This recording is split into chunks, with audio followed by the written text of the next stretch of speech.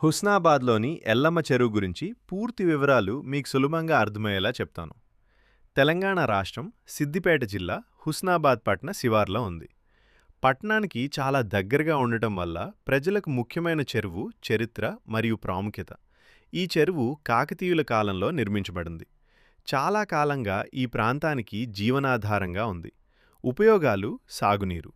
సుమారు 1700 ఎకరాల వరకు సాగునీరు అందిస్తుంది. తాగునీరు: హుస్నాబాద్ పట్టణానికి డ్రింకింగ్ వాటర్ సోర్స్గా ఉపయోగపడుతుంది.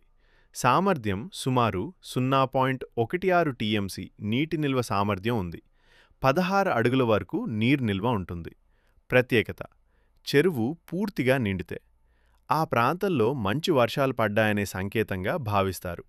అభివృద్ధి మరియు టూరిజం: ఇటీవల ప్రభుత్వం ఈ చెరువును టూరిస్ట్ స్పాట్గా అభివృద్ధి చేస్తోంది.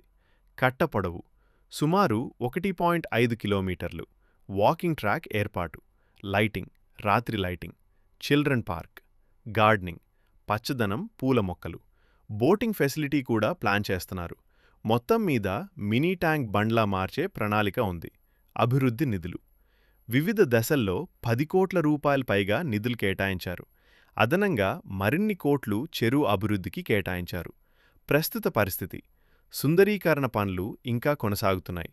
త్వరలో పర్యాటక కేంద్రంగా పూర్తి స్థాయిలో మారే అవకాశం ఉంది.